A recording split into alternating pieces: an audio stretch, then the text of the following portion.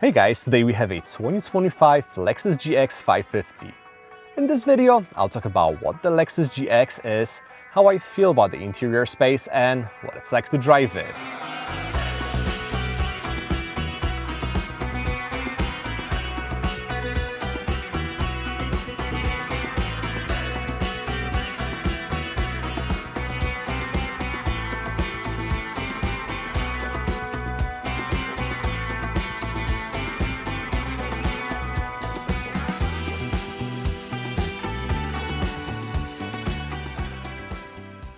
So you're here because you're looking for a luxury-oriented midsize SUV, and you're not gonna drive a Ford Bronco or a Jeep Wrangler because you want premium. You're better than that and you wanna show who the boss is at your local Whole Foods parking lot. Well, I can give you three choices. You have a Mercedes G-Wagon, which is crazy expensive, and I don't know if you're looking forward to a $3,000 a month payment. The next option is a Land Rover Defender or today's hero, the all-new Lexus GX. Now, the question is, what exactly is the new GX? Well, just like its predecessors, it's a body-on-frame midsize SUV which now sits on Toyota's GAF platform, used by other body-on-frame Toyota products such as the Tacoma, Tundra, 4Runner, or the Land Cruiser. It features a double wishbone front suspension and a live rear axle. Base models get regular passive dampers, and higher trims, like our Tester, come with adaptive suspension. Note, there is no air springs in the GX. What we get instead is off-road oriented grades get EKDSS, and what it does is during on-road driving, the stabilizer bars are stiff to keep the vehicle flat and planted on uneven off-road terrain. The sway bars can relax for better wheel travel and more controlled ride. Now, we only have one engine option at the moment, a 3.4-liter twin-turbo V6 that delivers 349 horsepower and 479 pound-feet of torque. Other markets also get a 4-cylinder hybrid powertrain from the Land Cruiser, which should come to the US in near future.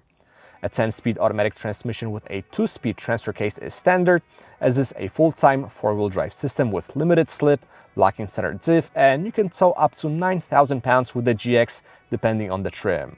So let's talk about pricing and trims. The GX starts at around $65,000 for the entry premium model. Luxury models start at around $78,000, and off-road oriented Overtrail starts at $73,000. The Tester that we have today is a fully loaded Luxury Plus model, so less off-road oriented but more focused on the road performance, and it costs $85,000. Now, before we talk what it's like to drive the new GX, let's take a look inside and talk about the interior space.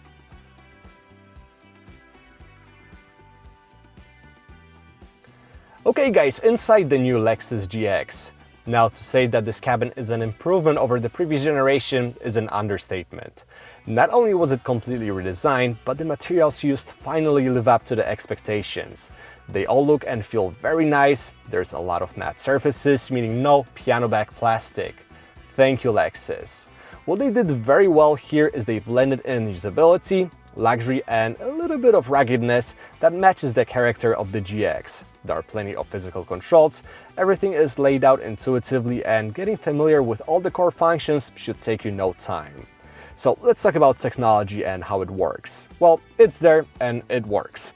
The new GX, just like all modern Toyota and Lexus products, uses the Toyota Connected Interface, which may not be the most graphically advanced infotainment system, but it has a logical menu structure and is relatively easy to use. Wireless Apple CarPlay and Android Auto are obviously supported, and Mark Levinson's sound system never disappoints. The digital gauge cluster might be a little bit overwhelming with the amount of option it has in the beginning, but once you figure it out, you can change the design of your gauges and set them up in a way so they display the most relevant information for you, such as trip computer, off-road gauges, or navigation map.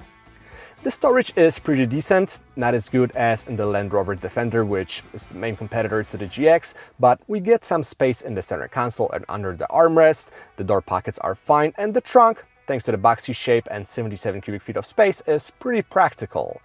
The visibility throughout the cabin is also great. There's a lot of glass, and the front seats may not have plenty of adjustments, even in our Luxury Plus Tester, but they do offer superior comfort. They're obviously heated and ventilated and have multiple massaging modes, even for your butt. Now, moving to the back, you can choose between a bench or captain's chairs in the second row, depending on the trim. If you do get captain's chairs, just keep in mind that you can only adjust the angle, you cannot slide them forward or back. That said, 2 full-size adults should have no issues fitting back there, plus you get climate vents, third-zone climate control, and a couple of USB-C charging ports. The third row, well, it's there. As you can tell, I somewhat fit back there, but I wouldn't want to sit there for too long, so if you need a true 3-row SUV, I'm sorry, but the GX ain't it. But what midsize SUV is, right? Anyways, that was the interior of the new Lexus GX, so let's get it on the road now and see how it drives.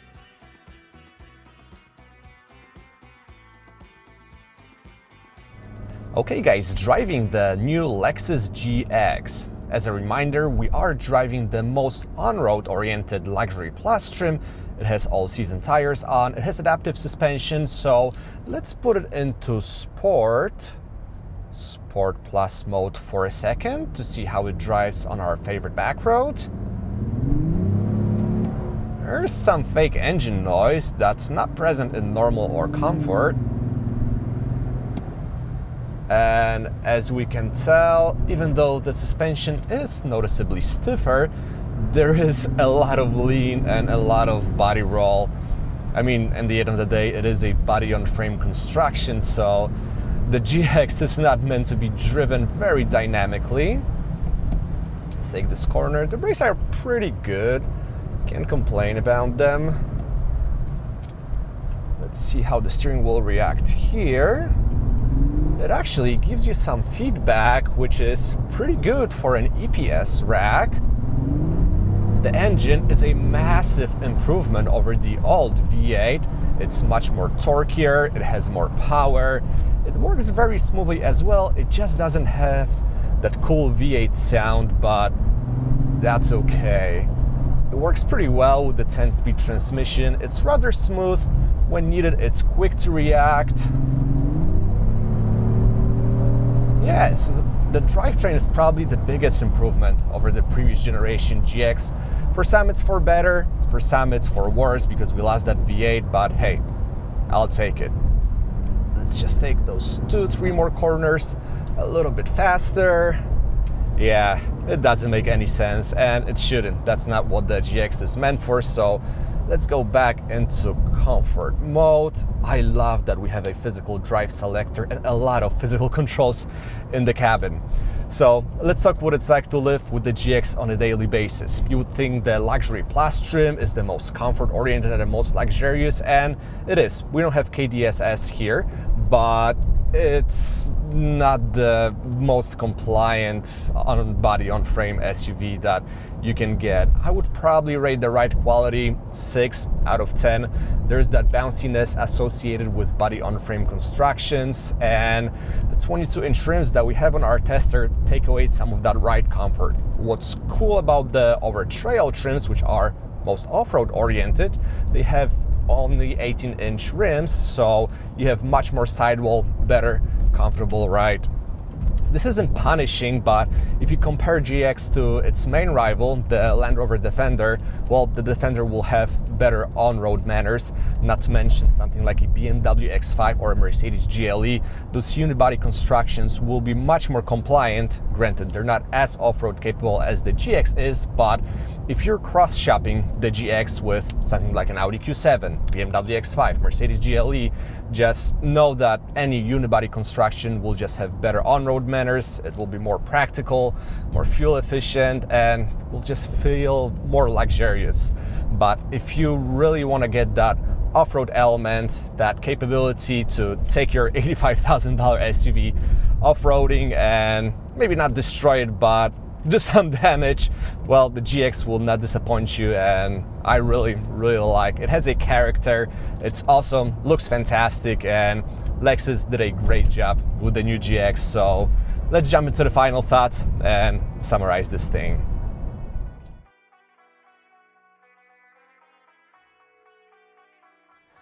Okay guys, summing up the Lexus GX. Now, I have to be completely honest with you. Over the past couple of years, I have noticed some drop in quality of Lexus products, but I'm happy to say that's not the case with the new GX. I think I can call it a worthy succession to the previous generation, which had a cult following, and as long as you want to off-road your $80,000 SUV, and its off-road capabilities are one of the reasons why you're interested in the GX, you will be very happy with it. However, if you're purely looking at it as a family vehicle, something like a Lexus TX, not to mention a BMW X5 or a Mercedes GLE, will do better, offering more space, more comfortable ride, and better fuel economy. Again, if you're willing to compromise on those things and want to have an all-around, off-road capable SUV that's gonna be reliable and just looks awesome, well, look no further. Anyways, if you guys have any questions about the new GX, drop a comment and I'll answer them. Thanks so much for watching, and I'll catch you all later.